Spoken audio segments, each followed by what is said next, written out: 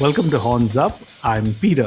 And I'm Animesh. Now, earlier this year, when we did our albums to expect from 2022, Pakistan Doom Metal Act Dusk were on the list, and we had Babar Sheikh later on the podcast.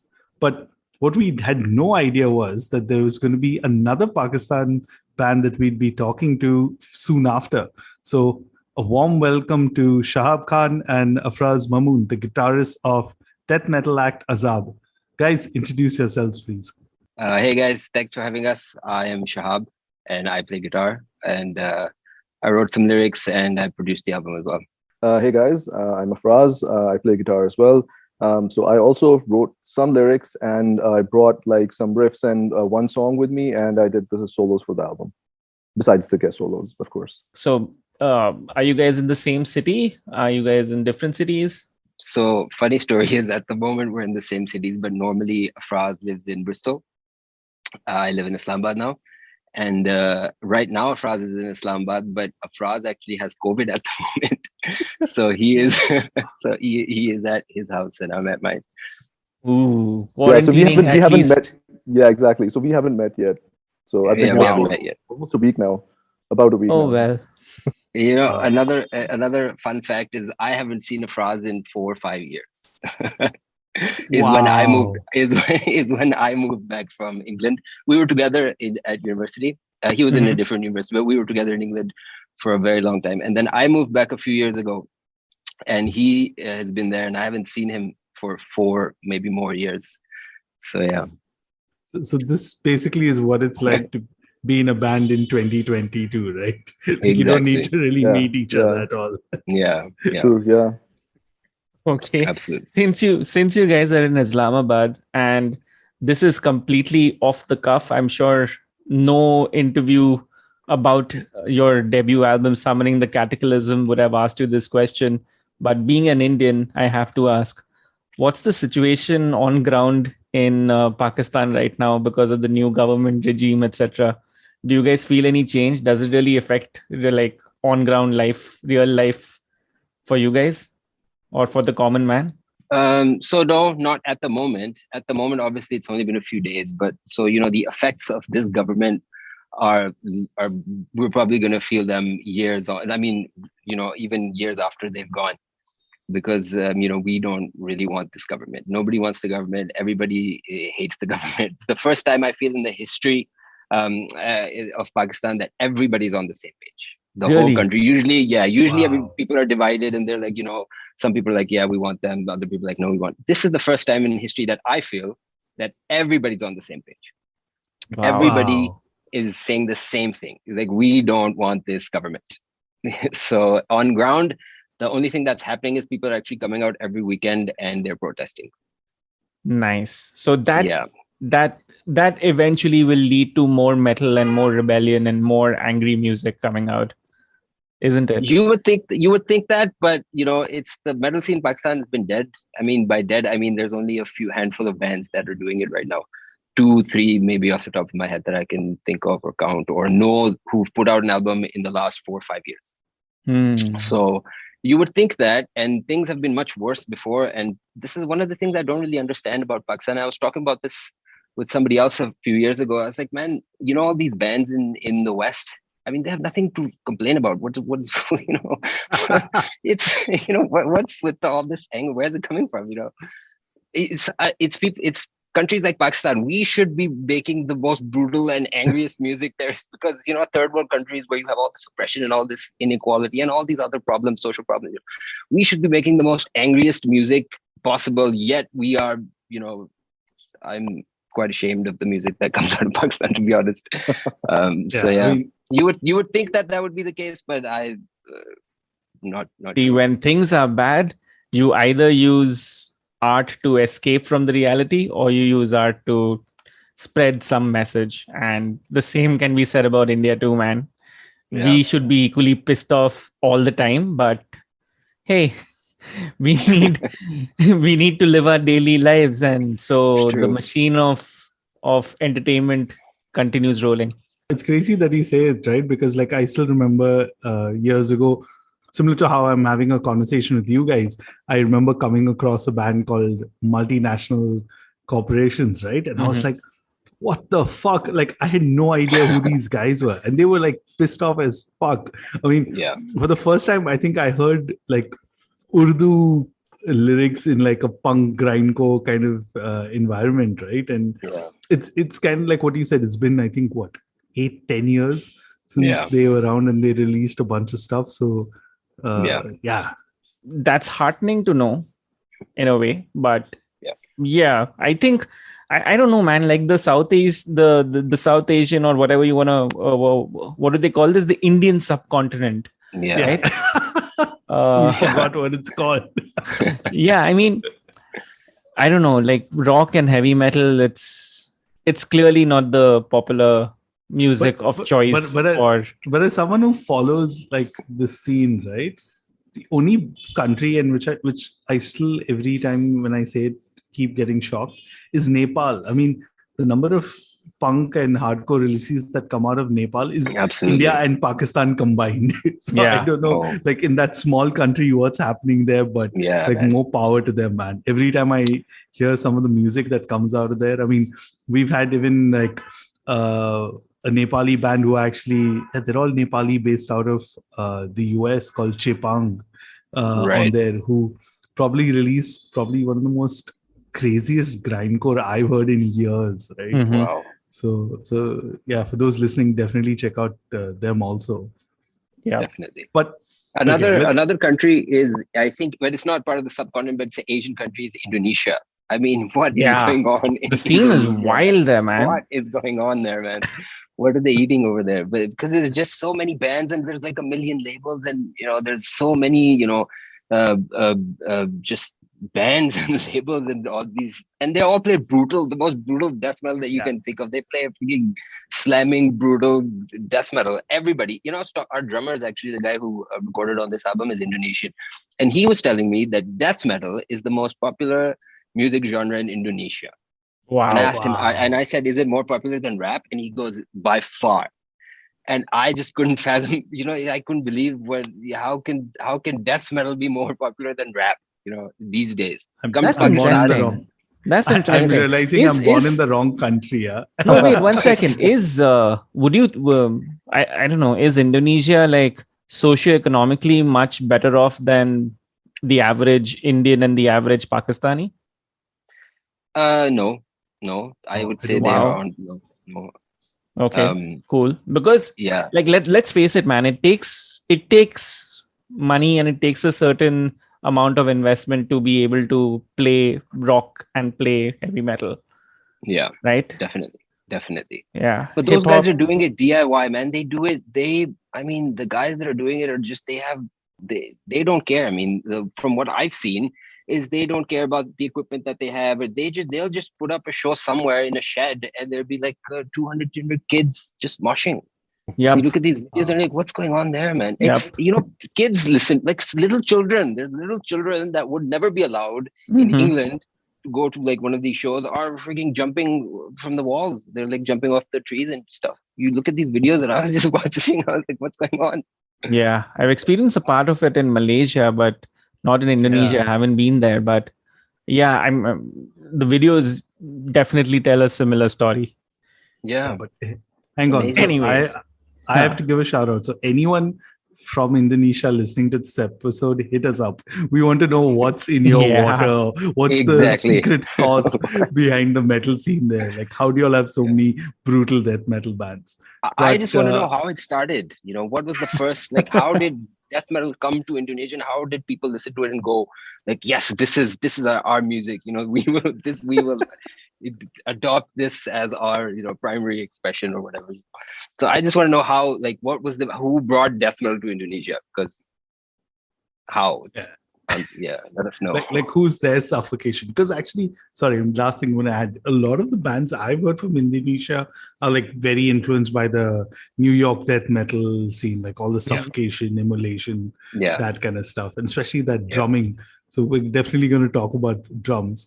But okay, segues aside with Southeast Asia's metal scene and stuff like that, let's focus on the reason why we're talking to you, right? Your debut album, Summoning the Cataclysm, which actually released on the 15th of April.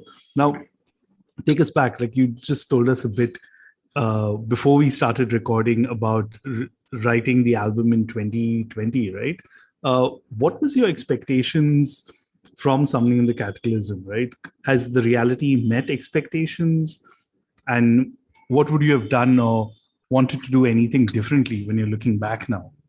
Right. So with this album, I started writing this album when COVID first hit Pakistan, because before that, I couldn't really find time to sit and, just focus on music or just give, just the attention that it needed.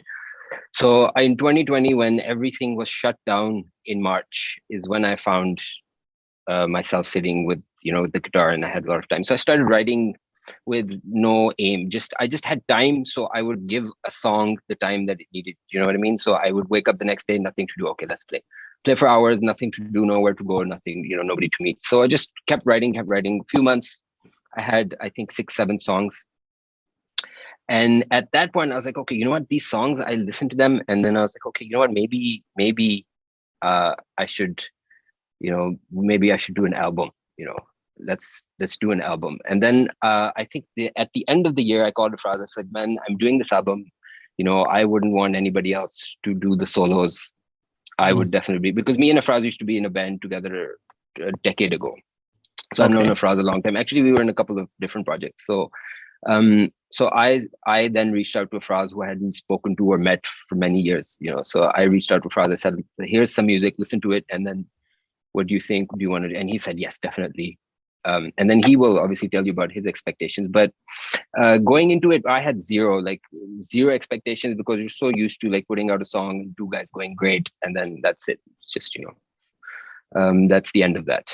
You have like a few views, and that 2 of your friends will share it, and then that's probably the, the way it usually is with metal in Pakistan.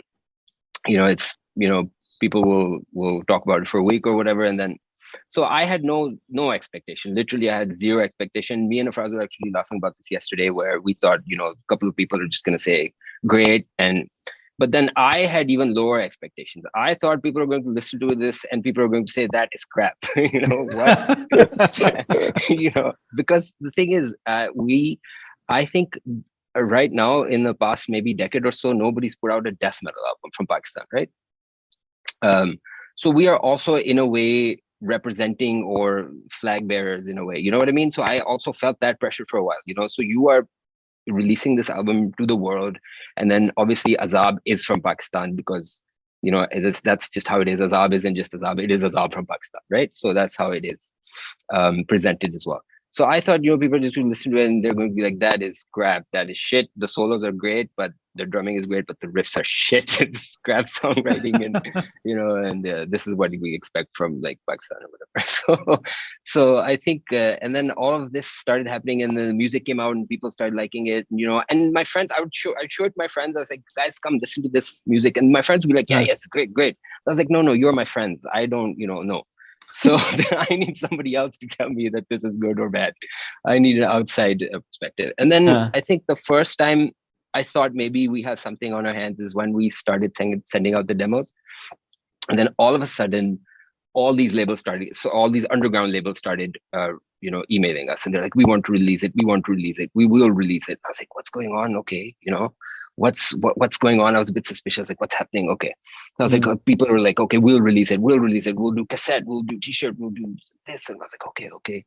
And then we started releasing the songs, and then people like, okay, it's great, it's good. And then the reviews started coming, the blogs and all the websites, all the reviews started coming. We started getting like these 8s and these 9s and these 4s out of 5s and these 90s out of 100. I was like, what is going on?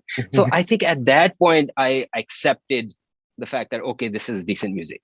So before that, I was very, I was unsure, because the thing is, I've also produced the album, so I've heard each song maybe 100 million times. That I am not able to. I don't have like a fair sort of perspective on it. You know what I mean? So you're too close to it. I'm too close to it, and after a while, you start hating it. You're like, man, I've heard this song like 10,000 times. I don't want to listen to it. So when I'm listening to it, I don't even like it. Then I took a break from it, and then I took a break from it after producing the album. And then a few months later, and for a few months, I didn't listen to any of the songs. And then I came back to it. And I was like, okay, maybe it's not that bad. So I think it sort of blew me away at how well it was received by people. Okay. And I think now I have accepted the fact that, okay, this is decent. This is decent music. Okay. Afraz, what about you? Did you know that you had something magical on your hand? No. So when I heard the songs, when Shahab started sharing the songs with me, and I was just listening to them and just trying to figure out if I could add anything to the song, or maybe like, I don't know, guitar solo or lead part or something. I thought it was good. So I thought this was good, and especially like I haven't heard this kind of stuff coming out of Pakistan, at least. There were definitely bands with this kind of stuff, but not that many. So I was like, yeah, I mean, I thought it was good, but as Shahab was saying, it was the same with me. Like from the get-go, we were having this conversation that pretty much at the end of this, once the album goes out, you and me are the only people who are going to be listening to it. Like, let's be honest, which is what happened with the previous, some of the Depletion stuff that we did. Like, we still were the only people who listened to it. So so we were like, that's how we're going to end up. But okay, let's see what happens. Quite like overwhelmed, to be honest, with like the reviews and things, because I wasn't expecting this kind of response. And I didn't think that people would say that this is a shit album, but I thought that people would be like, okay, yeah, it was okay, and move on to the next thing. So okay, is there any particular review or any particular comment or an opinion that's like really surprised you?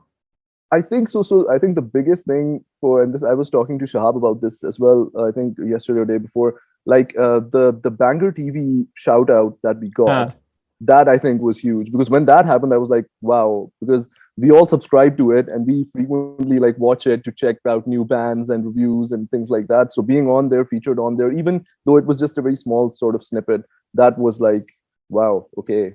Blaine really does a good job of homework, no? Yeah, doesn't he? Trust me. Yeah. Shout out to Blaine Smith. Definitely, yeah, definitely. That helped us out, man. Like actually I didn't know that had happened. I was just sitting and I started getting all these messages on Bandcamp that people are buying your album all of a sudden out of the blue, right? So I get, okay, this guy's bought our album. 2 seconds later, okay, this guy bought this guy. I was like, what has happened? I checked Facebook, no notification, right? I checked Instagram, no notification. What's going on? Like, what's happened? And then I open up YouTube for no reason. I'm just sitting and I open up YouTube and there is Banger TV Azaab. And I was like, well, for a second, I was like, what? Am I reading this right? And then I checked the video and it was there. I was like, okay, that makes sense. And then obviously that really helped us out. So definitely huge shout out to Blaine, for that. That really helped us out. Yeah. All right. Cool. As a follow-up, like because of the blowout that kind of happened because of Banger, how have you guys tried capitalizing on that in any manner? I mean, I really wouldn't know what to do, so I just reposted that video on. That's all we did, yeah. I don't know what to do with that, so I just put it on Facebook, put it on Instagram. Those are the only two things. I actually wasn't really. I was very bad with social media, and then Afraz told me, listen, it's 2021 or whatever. Well, it was 2021 at the time. It's like, you really need to get onto this Instagram game. I was like, okay, because Afraz is on Instagram with his, solo stuff. So I was like, okay. And then I got onto Instagram, and then I realized, okay, you know what? I really need to learn how to do all of this stuff. But with that, I just reposted it a few places, and that's it. I don't know how to capitalize on that. So part of what I do is marketing in my job. And thanks to the internet and Metal Archives, I just discovered that we have a connection in common, Ali Sufyan. Oh yeah. Ali Sufyan and me were in a band together back in the day. Yeah, exactly. Me too. So he's the influencer of sorts. So just get him to give you guys a shout out on the album. Smart idea. And he does he's also blown up in this way where he does it very authentically in Punjabi and stuff like that. Yeah. So here's the thing with what you're saying. See, the thing is, with Ali Sufyan, is the guys that obviously subscribe to Ali are probably not the guys that listen to I death know, metal I because he know. does like Punjabi comedy, right? So I know. we would probably get negative attention from that. People would be like, Ye kya hai yaar? These guys are egg. crazy. What is this? Yeah, what is this? You know, ये this is- Pakistani है क्या? Pakistan you में know. ऐसा होता है. ऐसे असल अजाब hai, you know, stuff like that. So Alright. I refrain from posting in places where I think that people wouldn't, appreciate Fair this. enough. Yeah, fair enough. I get where you're coming from. But all right, so since we've talked at least a bit about the album, it's time let's play one track from it. Which one should we play for our listeners and why? Okay, let's play a hollow pack. Because it's not one of the singles, and I think it's a slightly different song. I think it's the most sort of brutal because it starts. It's very mid tempo and slow and chuggy and heavy. So I think let's go with hollow pack. All right, here it is.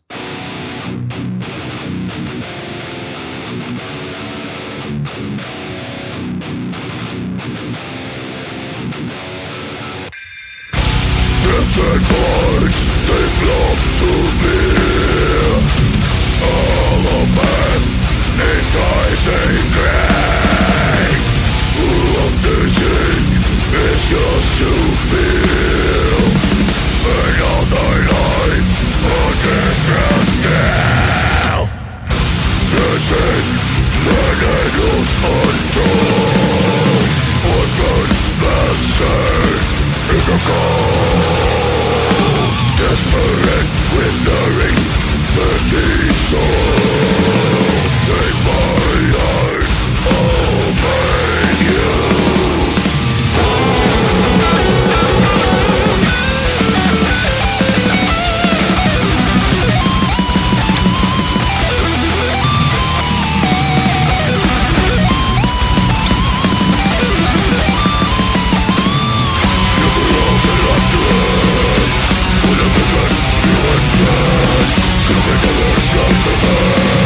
It's such a life that I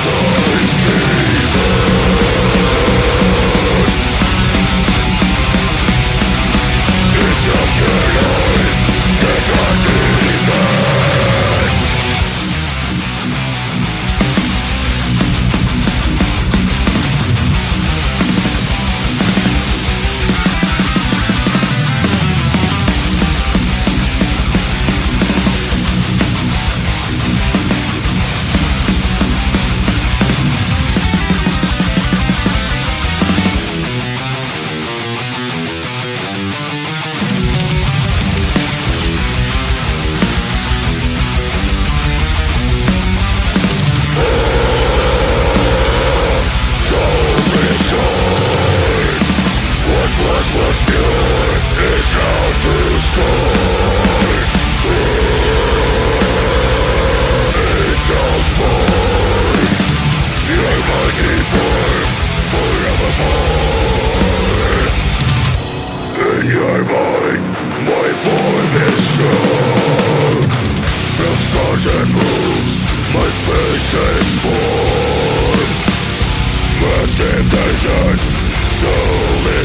I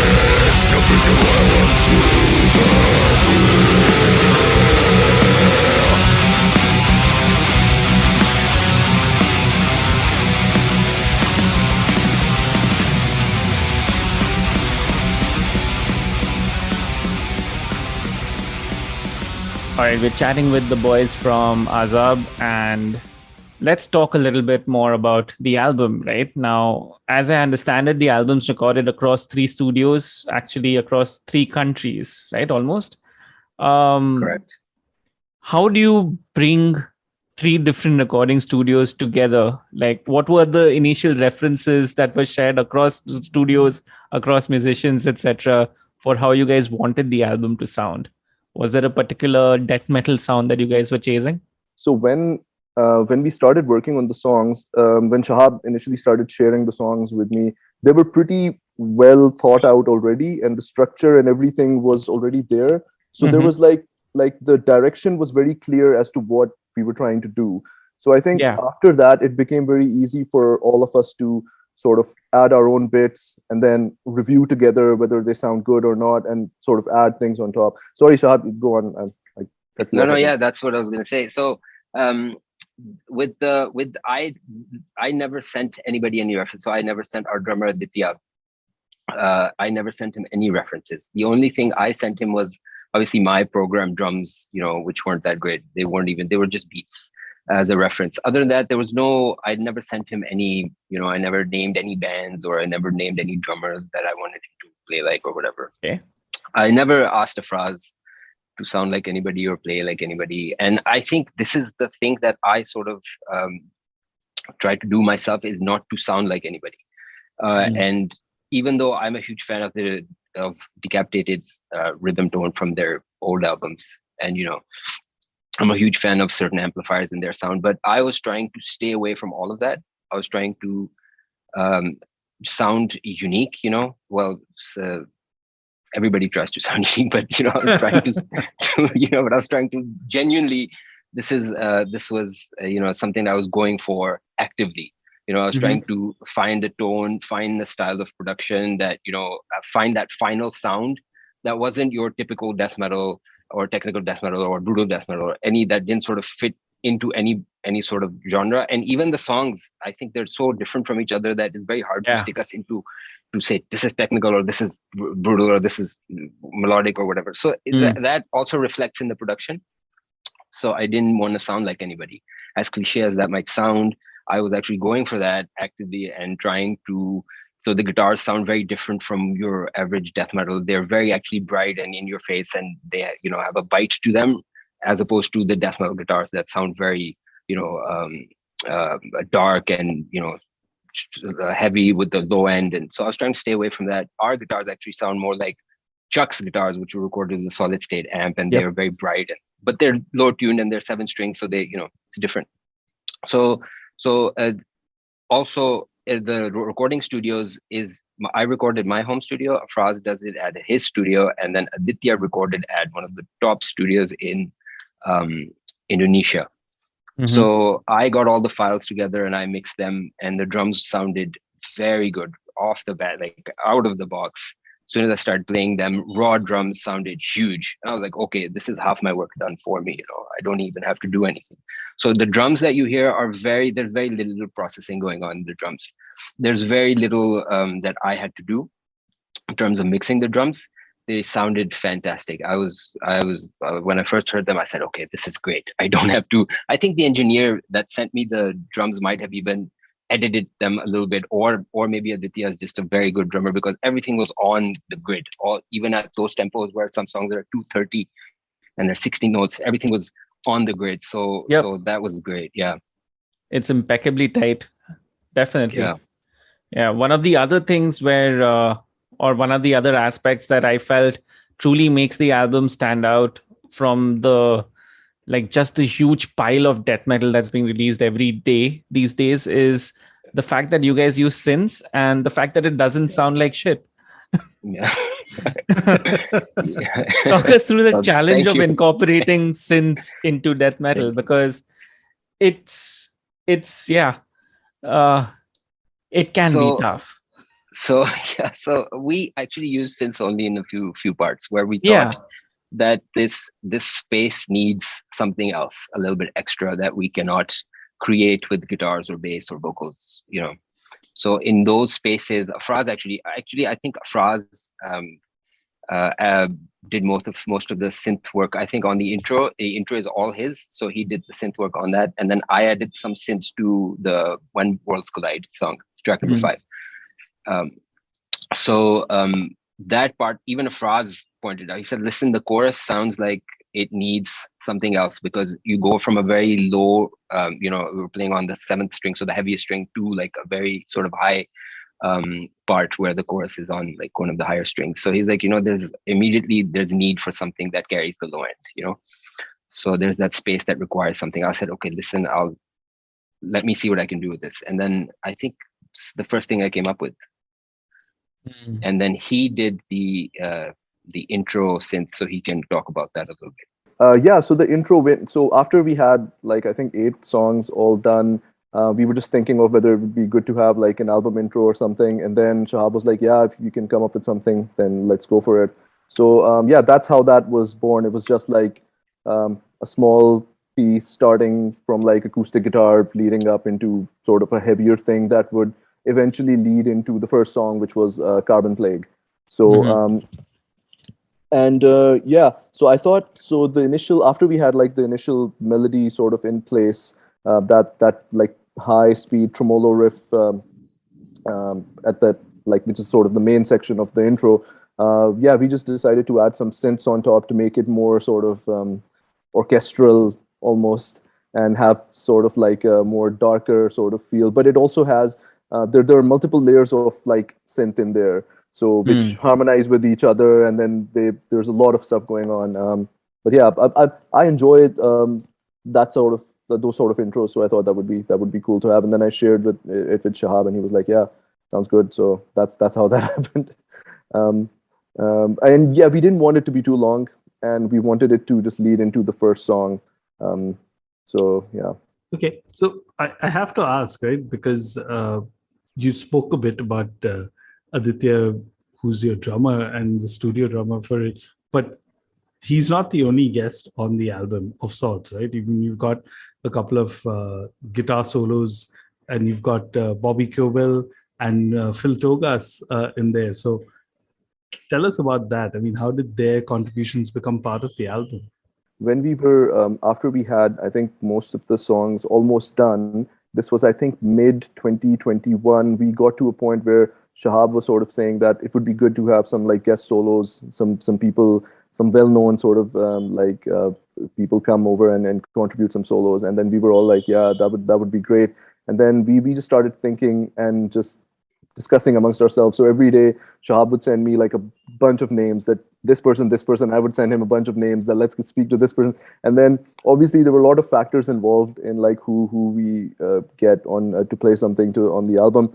But yeah, so one day Shahab just said Bobby Cobell of Death, and I was like, yes, done. So that is just one guest appearance done, because we're very big fans of obviously big fans of Death, and Symbolic is like one of our favorite albums by them, and his work on that album is just like insane. And it is. Yeah, Symbolic doesn't get the love it needs. It's one of the most underrated albums by Death, weirdly. It's amazing, and like his approach to like guitar and the way he plays it, the way like he chooses notes and like traverses the fretboard, it's very unique, and you won't find any other, like you'll find very few people who in the death metal scene especially playing solos like that.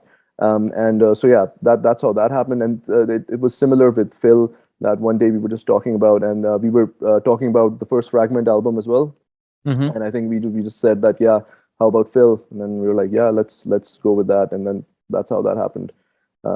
And you must have like heard the solos. They're pretty insane on what those guys have played. What is it? Was it as simple as just sending them the track along with an email and saying, do your shit? Or did you guys Shahab tell them, handled hey? all of that, so I'll let him answer. Yeah, so I sent Bobby an email. So Bobby, actually, me and Afraz both agreed straight away. I said Bobby, he said done. I said done. Yeah. This is no, we don't even need to discuss this. So so we were like, what?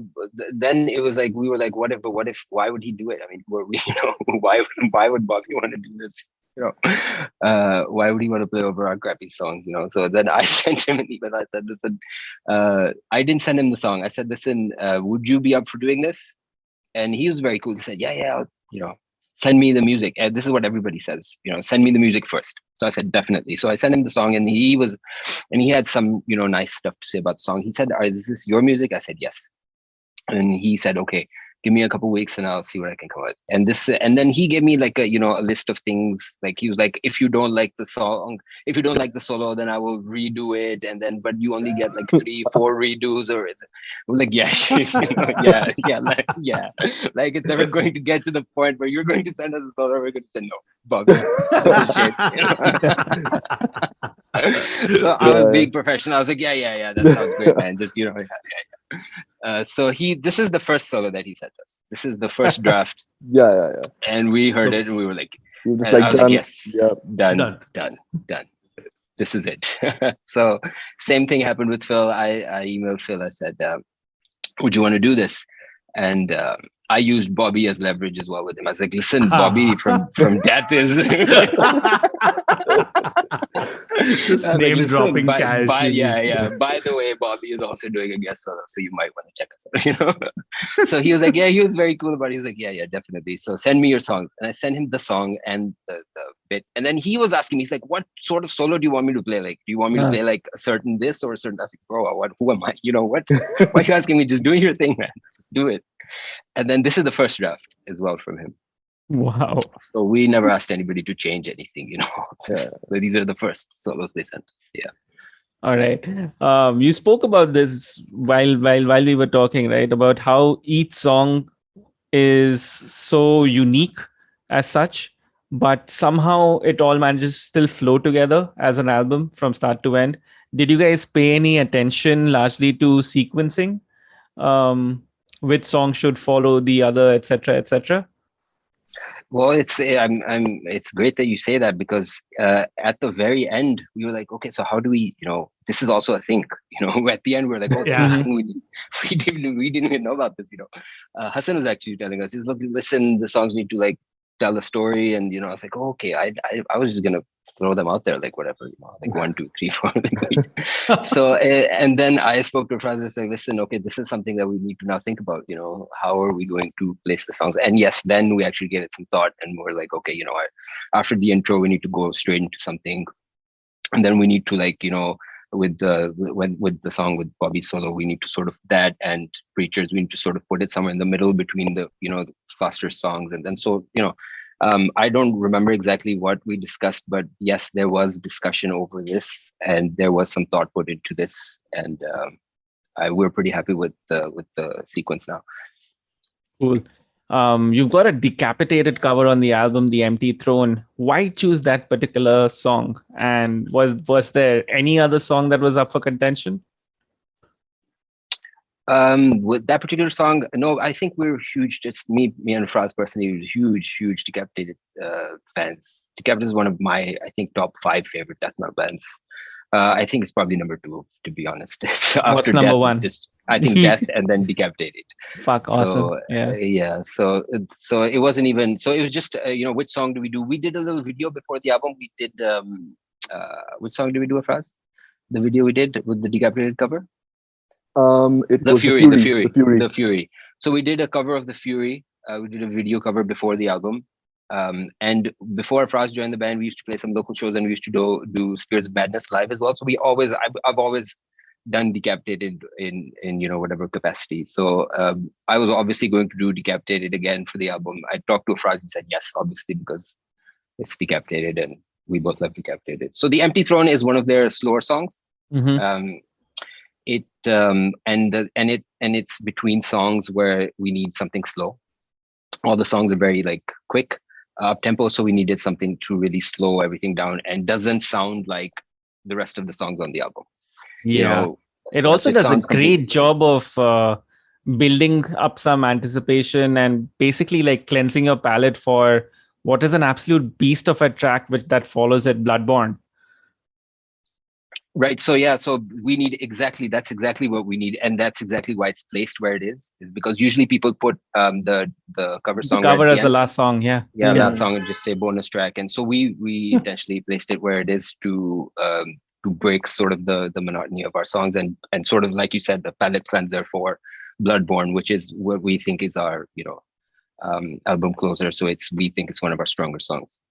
Yeah, you in fact, like just in a while we were talking before this, you called it your Master of Puppets. Yeah. Why does the song Yeah. warrant a Metallica Master of Puppets kind of a comparison? Well, it Explain doesn't. that. Anything that is your sort of your most. I think this is how we usually Yeah. compare songs. So whenever Yeah. we're talking about bands, so and Shahab tells me about a song of a specific band, he'll be like, "This is their Master of Puppets." I'm like, oh, "Okay, so this is sort of their top." Oh, okay, like, so this is an internal reference. Yeah. So Master of Puppets is my favorite Metallica song. So right, so this is how I compare everything to. Like, I'll say, okay, this is their best song, so this is their Master of Puppets. This is actually not even mine. This is actually our old friend Danish. He was our drummer. He used to say that. If you're listening, Danish, then he would know where this comes from. He used to say, "Oh, this is their Master of Puppets," so that's where I took it from.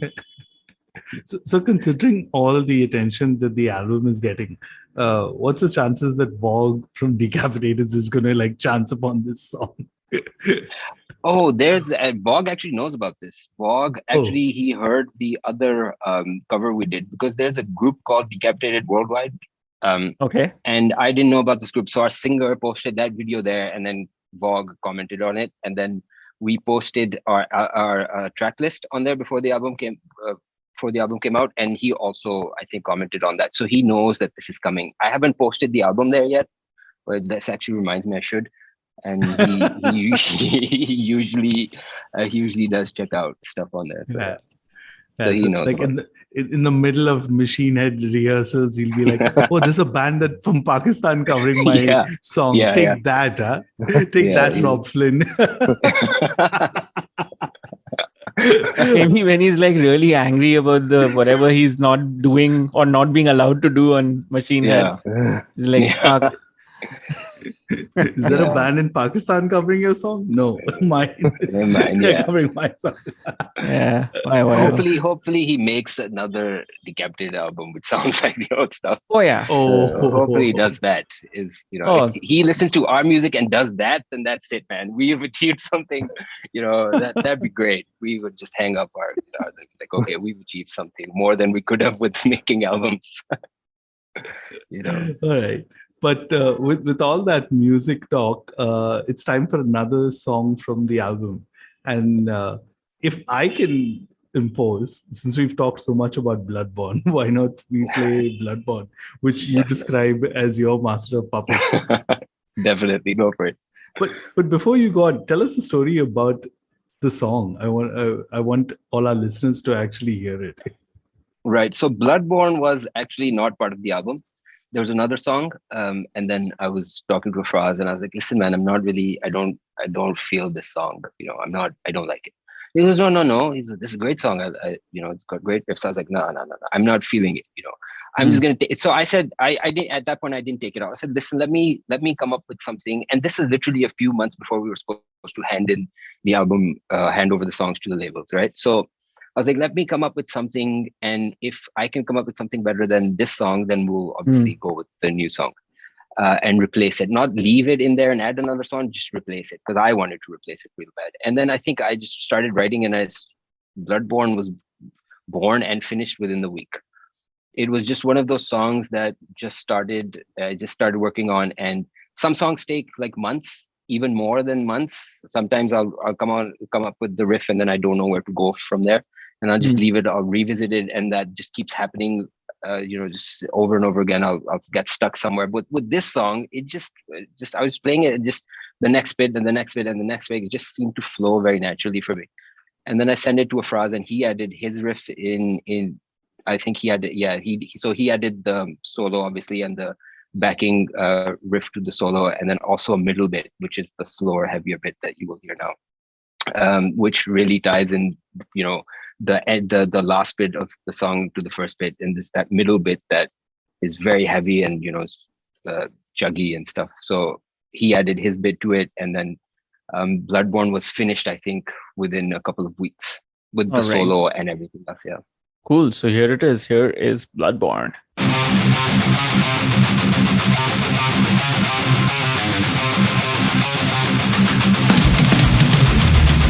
Breaking free of the chains made by me. The offensive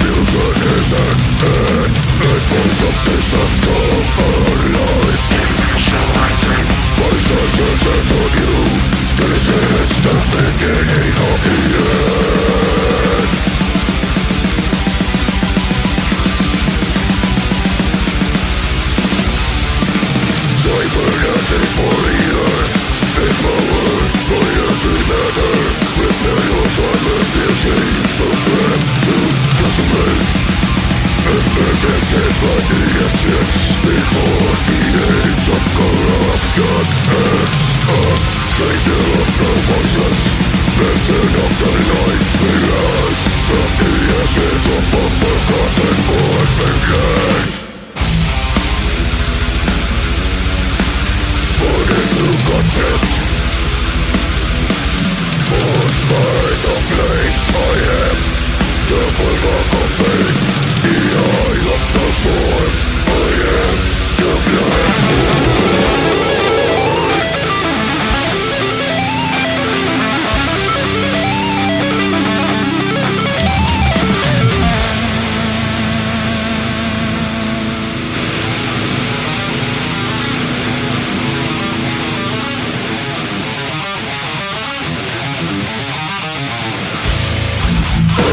Architects of apartheid, hear my forte. Behold the armored fist of justice has arrived. Locking targets across your infernal empire. No one shall be spared.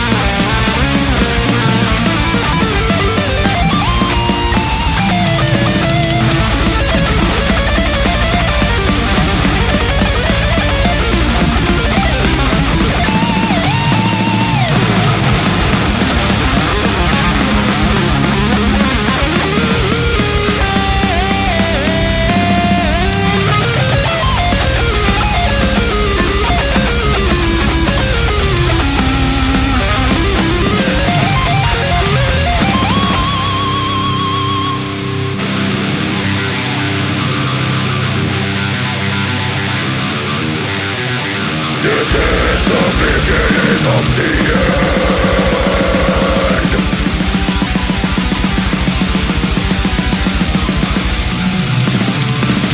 Cybernetic warrior, empowered by anti-matter. Prepare your time and piercing. Prototype, listed, lantern, harness of death. Beyond organic, revenue.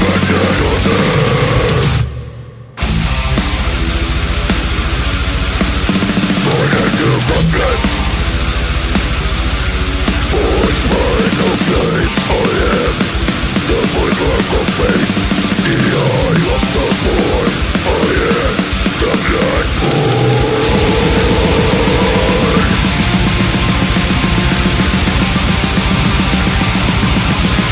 Initializing nuclear launch sequence.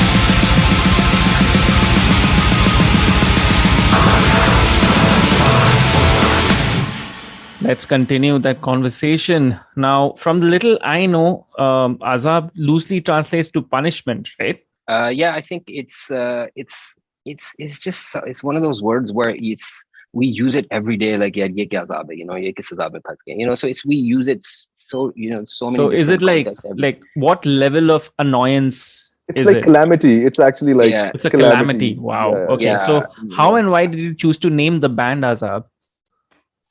Right. So interesting is, like I said, is one of those words that we use regularly. And then I was writing, when I was writing the album, it was, so the album's the lyrics are sometimes very political, and it gets very political as well. Like songs like Preachers of Hate, and then there's the Infernal Citadel, which are very, talk about our politics, not world politics, just Pakistani politics in general. So Azaab is I came up with the name during the time where I was writing some lyrics, and I was like, yeah, Azaab. I said it out loud, or maybe internally I used the word Azaab, and I was like, wait a minute, man, that's a great name especially for like the situation that we're in at the moment, Kya Azaab hai? Because I think there was the opposition was having some demonstrations or whatever, some jalsas or whatever, and all the roads were blocked, and there was things going on, and it was a really bad time. So I thought to myself, Kya Azaab hai? And then that's where the band, and I shared it with the other guys, Waqar and Saad. I was like, listen, I'm thinking about this. And then they first heard, I was like, yes, this is great. And I was like, yeah, I think this is, and I told Afraz about it. It's like, our band names, by the way, it's Azaab. And he said, yeah, okay. So everybody was on the same page. And, I think in hindsight now, I think is the right name for for the band. Definitely. And this is the point where I ask you about somebody who's come up multiple times in the conversation, but we still don't know the story behind it. So right. We talked about like the album being recorded in 3 different studios, and you said one of the studios was actually in Indonesia, where your drummer Aditya lives, and he's actually part of the band. And I'm going to take this in one chance, which is Siksa Kubur. So yeah, how does Indonesian death metal meet Pakistan death metal? I'm curious to know. Right. So Siksa Kabur actually means Kabar. Kabur is Kabar, right? Kabar is Kabur. Yeah. And then Siksa, I think, means torture. So grave torture. So that's what their band name is. And then that's ironically ties in with Azaab and the Kabar of the Azaab. And so that's not why we went with yeah. But so we were looking for drummers, and I wanted to keep this lineup strictly Asian, so that logistically it's easier for us. So if at some point we feel like, okay, we want to go and play these songs live, we can play these songs live. I want to keep this in Asia.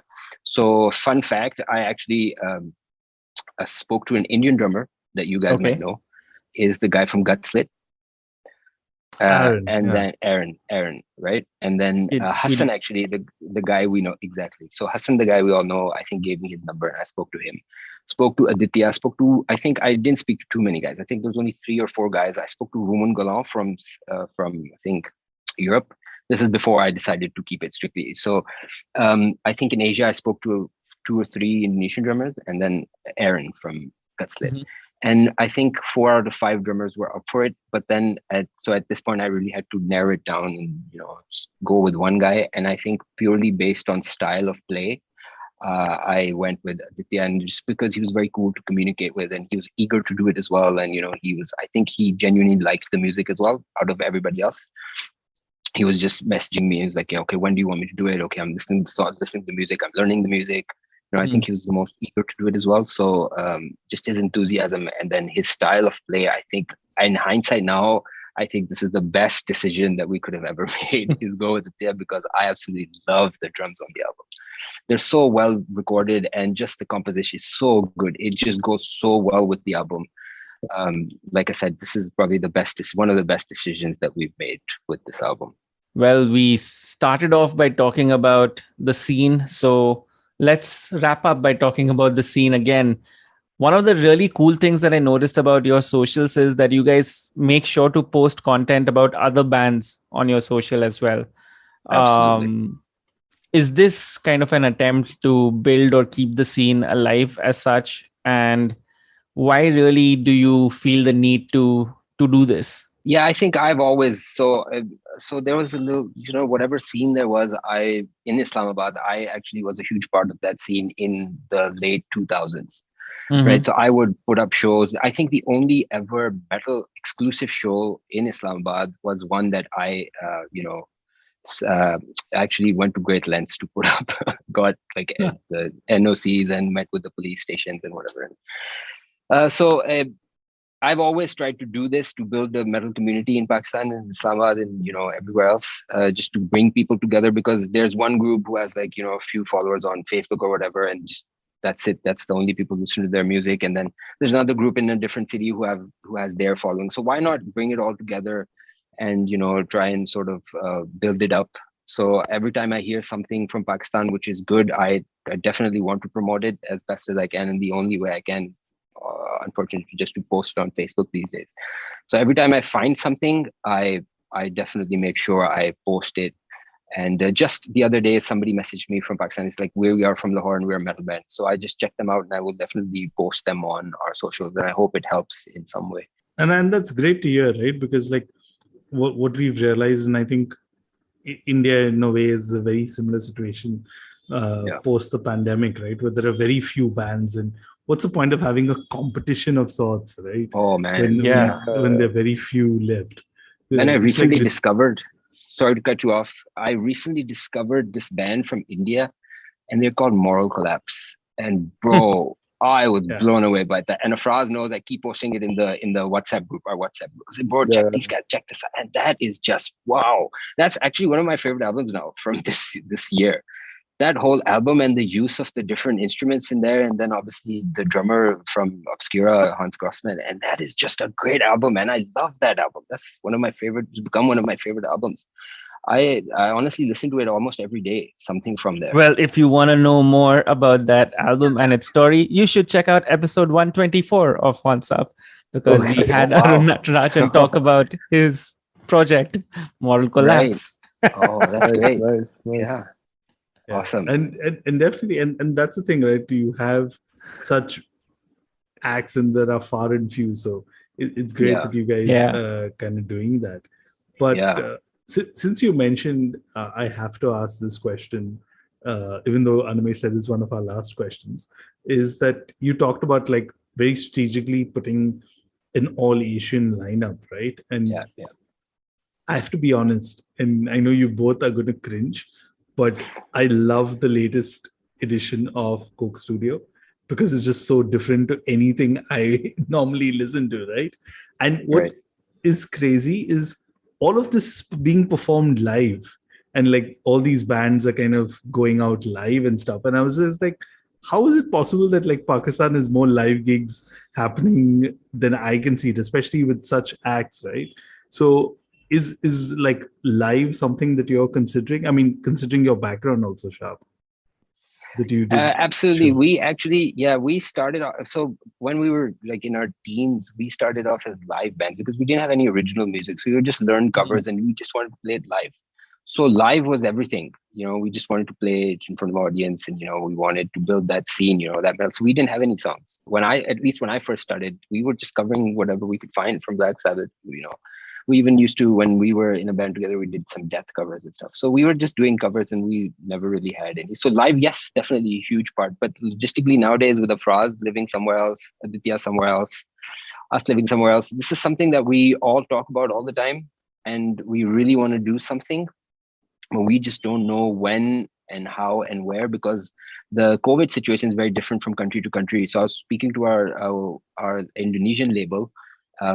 He was telling me that there's still very strict COVID restrictions in Indonesia.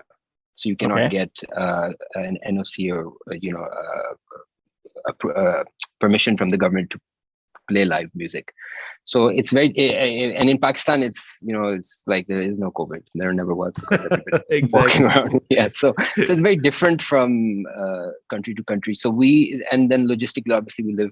So we just don't know when, how, where, but we are playing. Afraz is here actually. We are going to play some shows in Pakistan with me on drums. And we've got a friend of ours. And we've got a friend of ours who's playing guitar and is covering for me, and I will be playing drums. And we are going to play, I think, 3 shows next month. Nice. Yeah. So my only request is get someone to just like hold an iPhone in a stable position, something. So we can enjoy that. Bootleg videos. Yeah, if they're any good, we will post them. We'll go through them, and then if we feel that they're good, or make sure you have a really good sound record, like a sound engineer, so that you can get a good mix from the boards. Yeah. Honestly, it's going to be me. I'm going to be the sound engineer. So, oh well, there you go. Nobody else would know what to do with this in Pakistan. They'd be like, "What's happening?" So they would know what to do, what to turn up, what to bring down, what to mute. So I'm just going to have to be the sound engineer and the drummer, So fun times. Good stuff. Well, with that, it's a wrap on this chat as such. Thank you guys for sparing some time out and chatting with us. Kudos to what you guys have pulled off, because I think this is the beginning of something that could really be big and could really be help put Pakistan back on the metal map. Yeah, thanks for having us, man. And yeah, I'm glad that you guys enjoyed. I'm glad that people are enjoying the album, and I honestly hope that this helps, with the metal scene in general in Pakistan, does something for people. I hope that people listen to it, and then all the guys who are sitting at home who do actually play metal, can actually play, pick up their guitars and actually put out some music, because a lot of people I know who play are just not doing it just because there's no scene. So I really hope that this does something for that, if anything. Strong words. Let's make that happen. And if that does happen, well, you know where to let us know. We're all ears at hornsupod.com or on Twitter at hornsupod. As always, I'm at Asmani on Twitter. I'm at Trend Crusher. And this was Horns Up. Horns Up, guys.